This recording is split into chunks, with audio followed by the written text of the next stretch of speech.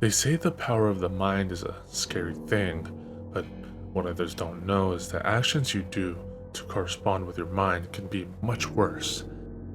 This is what 15-year-old Ben discovered in the worst way imaginable. Ben was a very sadistic, lonely person with an extensive imagination. None of his family were around often enough, and he would most of the time, if not, always be on his own. It all started when Ben was given his copy of Pokemon Red from his brother, since he and his family were moving houses. As much as Ben shuddered at the thought of all the creepypastas he looked up on YouTube about people's copies of Pokemon Red being spooky and had some sort of curse on it, he then told himself that there was no way it was haunted or creepy since he did it before.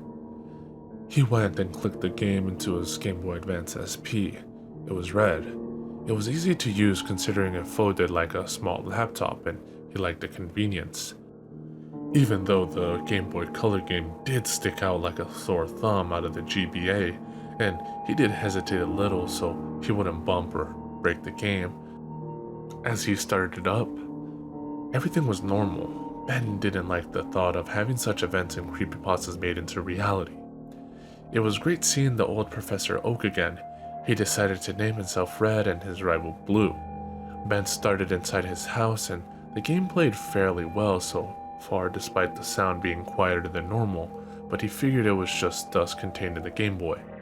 He decided to try and go through the grass and get Professor Oak's attention. This is when things started to get questionable for Ben.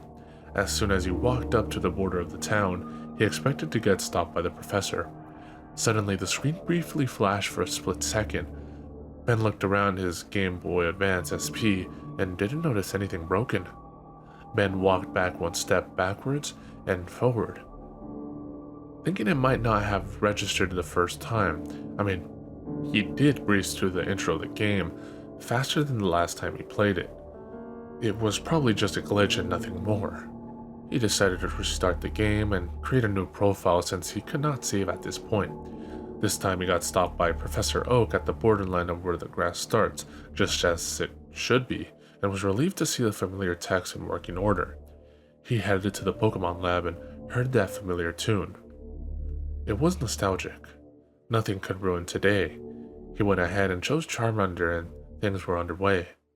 He adventured through the game up to the point of Lavender Town and found no problems whatsoever. He let out a deep sigh of relief as he conquered the area and was glad that no trouble happened in the Town of Trouble. An hour later, Ben was lying on his bed, still playing Pokemon Red when the game flashed again. He thought he was gonna get in a battle from the amount of times the screen flashed. It was almost like a black and white movie trying to collaborate with a disco dance beat or some type of Japanese cartoon playing on an old-timey TV. After the freaking barrage of flashes, the screen stayed white. Ben got frustrated and turned it off. He had to go have dinner anyways. Little did he know he forgot to save the progress of his game. A small rumble came from his Game Boy. Ben looked back into his room, scratched his head, and continued out to the kitchen. While he, Levi, and the parents were eating, Ben was tired and slightly delirious, or so he thought when he kept on hearing the Pokemon battle music in his head, and then faded off when the Pokemon was supposed to appear at this point in the song. He shook his head to get rid of the thought. I read way too many Pokemon creepypastas, he thought to himself, feeling the headache where his forehead starts and his eyeballs end. The mother was confused and asked Ben if he was okay. Ben shook it off and looked down at his pasta and said nothing. After dinner, the father informed everyone that he had to work all night, so he was soon away from the family and out of the door. The mother decided to leave them and gave Levi the responsibility of taking care of Ben while she went out clubbing. The problem being as soon as both parents were gone, Levi would go partying without mentioning Ben at all. Ben looked around the house and now realized yet again that he was home alone. It didn't help that their phone service was out because the telephone poles nearby had been struck by lightning the previous night. Not that it would make a difference considering the parents never paid bills properly. Ben was hesitant to go to bed early just so he could wake up to everyone being home. He hated being alone. After trying to sleep for an hour and a half, staring at the ceiling, he soon remembered that he forgot to save his game, and so he grabbed it and played again. He created another profile and was very curious to see if the game would glitch like before. Oddly enough, the game didn't even go through the Professor Oak tutorial at all, and the rival and character naming were completely skipped, as if going on memory from before. He went to the Pokemon lab and, to his surprise, noticed that the rival was named on its own. It was Blue from the previous save file. He found it odd how that came to be, but shoved the thought in the back of his mind and continued on. He decided to continue up north to see if he could get Professor Oak to appear. Professor Oak did appear alright, but his usual dialogue seemed to have changed. "You shouldn't be here," it read. Ben was getting paranoid. "I can barely start the game, and I already am having bad luck." Although compared to the luck he had now, things were only going to get much, much worse. Professor Oak didn't just walk away from Red. He ran like he had running shoes from the future installments of Pokemon that Ben had only ever watched his friend play. Ben was getting nervous. What was Professor Oak so frightened of? He again questioned the condition of the game he once played but remembered it worked before. Why didn't it work now? Could his brother have tampered with the game in some way? Ben did let him play the game for a fair period of time when he completed it before. He pondered the thought of maybe dropping the GBA too many times. He decided it was a coincidence and continued anyway. He went to go in the grass again, forgetting that you have to go to Professor Oak first to get your Pokemon, and an unusual text box popped up when Ben walked in the first patch of grass he came across. It read, "You should have listened." The power flashed at the same time the game did and turned off, but the game still remained active and sounded like it was breathing. Like it was alive. It sounded like someone was running from something in tall grass. Ben could not tell though, as the screen was still black and these sounds were playing on their own, leaving Ben's imagination to go wild. The game then continued the blinking it was doing before for around 10 seconds. A battle started with what appeared to be his rival, Blue. Ben somehow sent out a Pokemon called Maria. It had the model of Charmander. Maria was the name of Ben's mother. Ben was a little confused and figured he didn't remember naming his Pokemon and continued anyway. The Pokemon only had the move Struggle and Ben could not escape.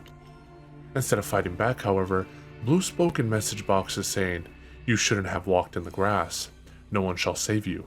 A text box appeared stating, "Your parents were never there for you. They will pay."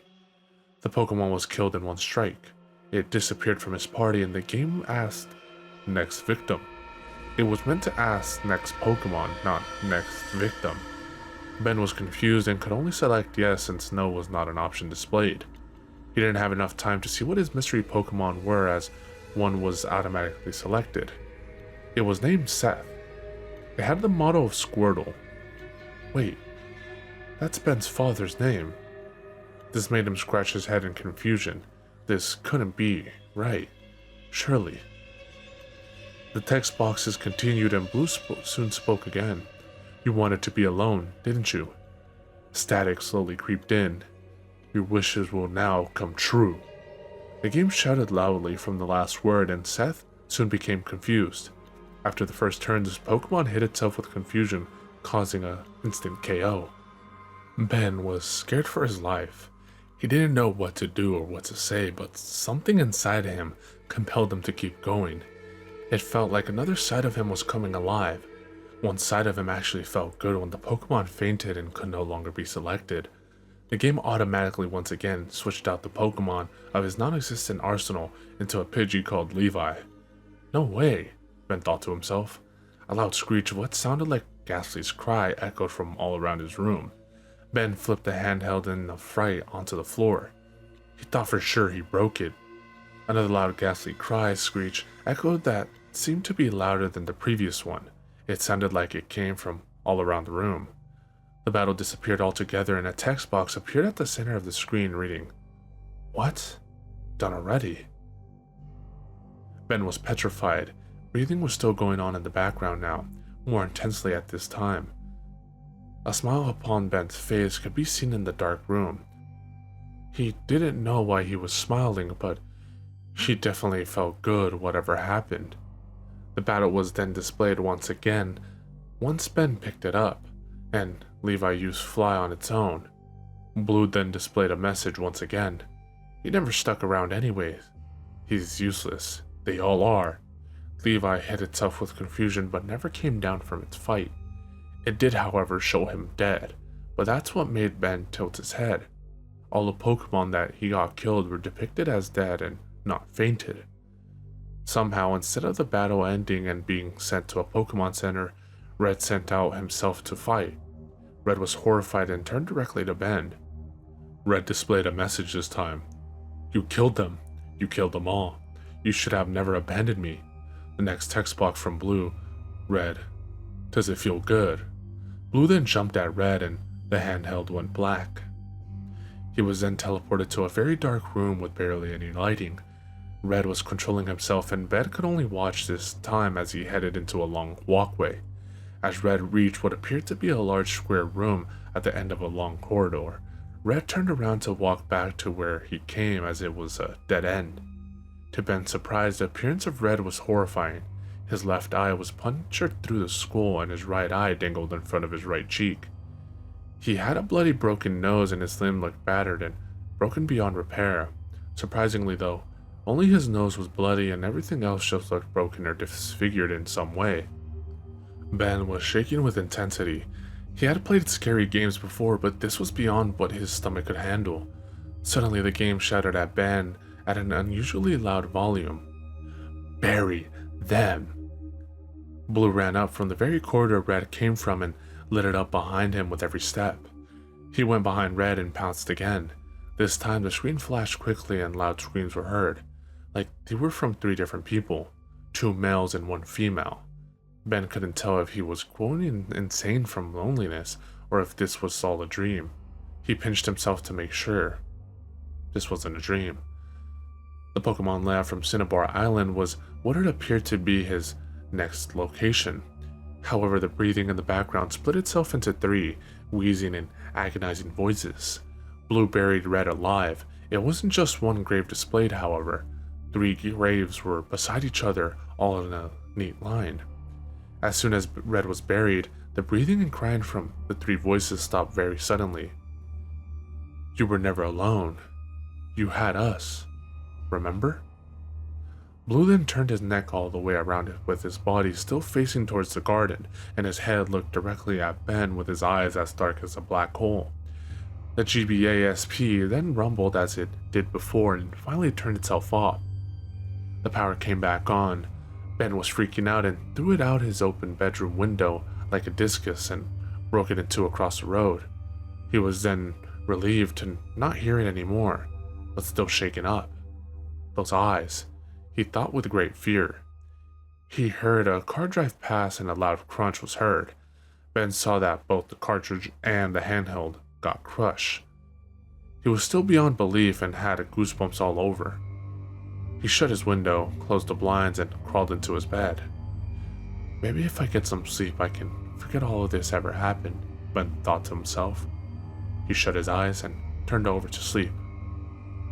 The next day, after the worst sleep he ever had, Ben went to go see if his family was home.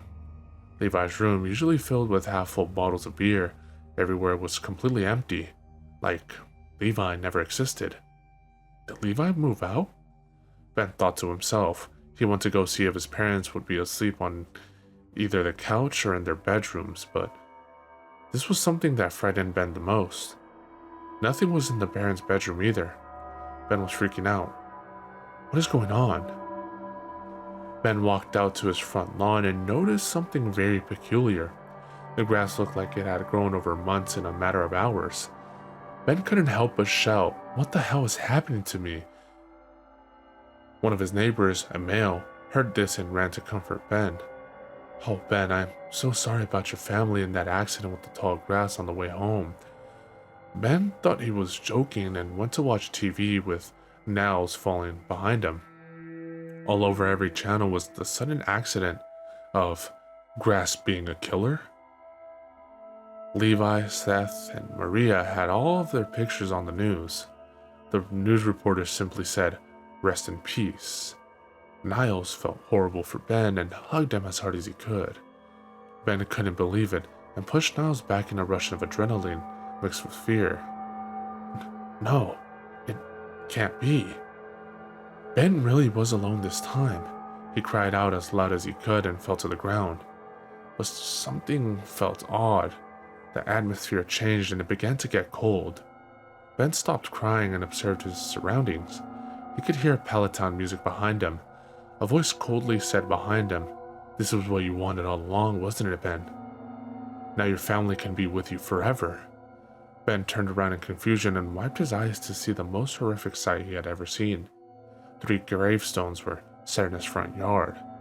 His neighbor somewhat turned into a dark silhouette of blue and laughed sadistically with a deep voice that would shake mountains. "The power of mind is a scary thing, Ben.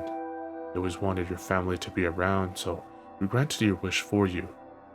Now, you will never be alone. Ever. Ever again."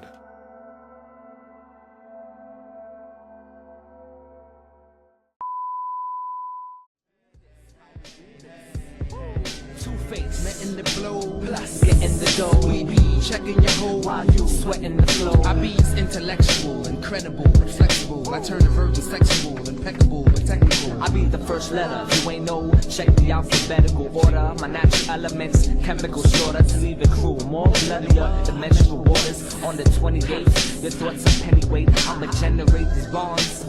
Watch as I detonate. At any rate, I separate like races. Niggas segregate you featherweights.